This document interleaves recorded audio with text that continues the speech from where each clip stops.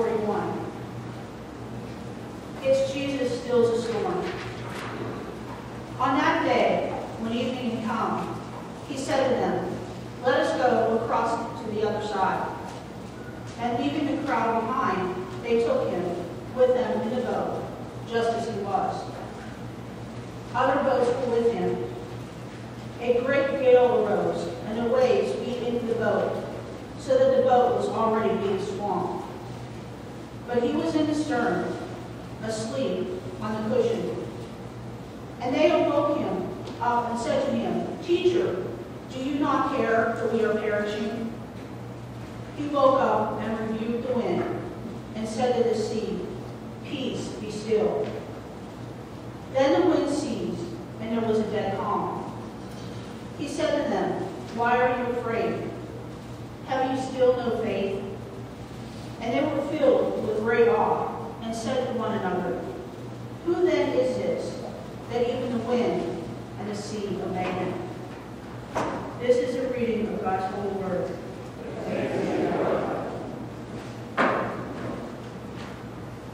How many of you have seen the movie The Perfect Storm?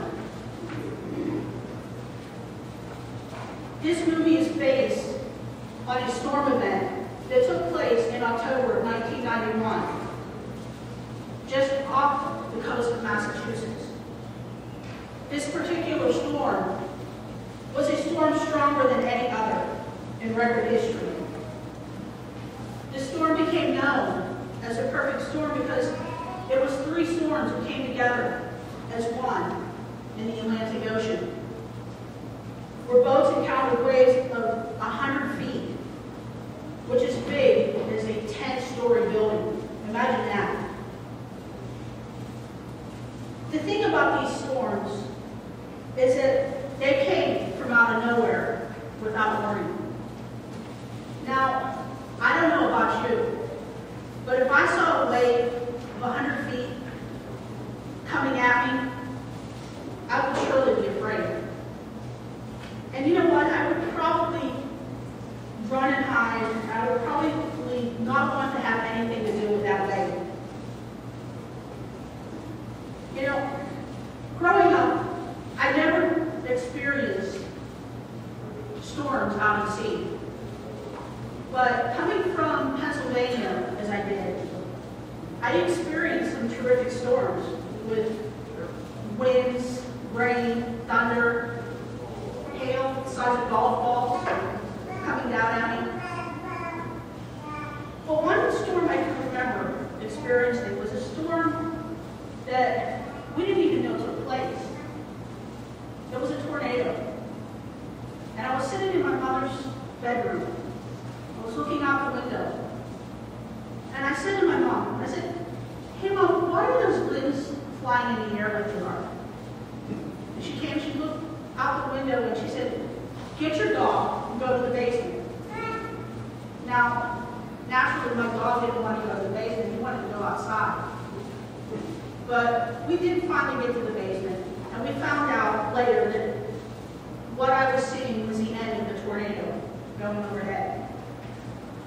And we also found out that the tornado destroyed or leveled our local mobile home trailer park. These types of storms are ones that I don't miss seeing here in California. I know we get them, but you know, we don't get these often. We don't see it rain that much. Well, in the movie The Perfect Storm, we have a veteran fisherman known as Billy, who was portrayed by George Clooney, as all of you may know. He is the captain of a swordfish vessel. He finds himself having not so much luck at bringing in the catches that he'd like to have.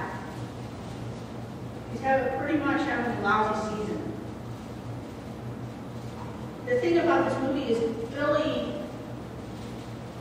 knows that a storm is coming and brewing out at sea, but he decides to take that venture and go out and face that storm. He takes his crewmen, and they all go out.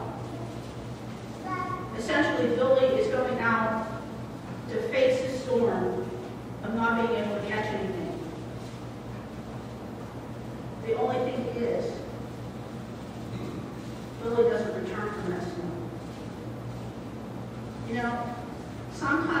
wonder about the storms that we face in our lives and how we manage to come out of them.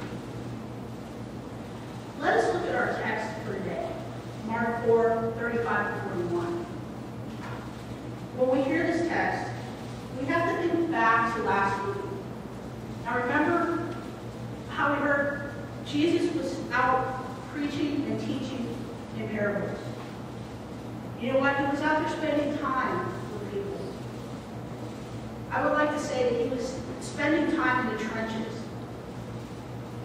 And speaking in more modern terms, he was spending time with those who were abused, who faced addictions in their lives, who faced homelessness and sickness, and the list can go on. We come to our text, though, which we can also read about in Luke 8, 22 to 25. I believe, though, our text in Mark is more powerful. When we come to our text today, we see Jesus saying to his disciples that he wanted to go across to the other side of the sea. So Jesus tells the disciples to get in the boat and go with him. Now, mind you, their boat was not the only boat out there on the sea. And with Jesus saying that he wanted to go with his disciples across the sea, I would like to think that Jesus wanted to get away. You know, go on a little vacation. I would like to think that maybe he was tired after a long week's work, and then he just wanted to rest.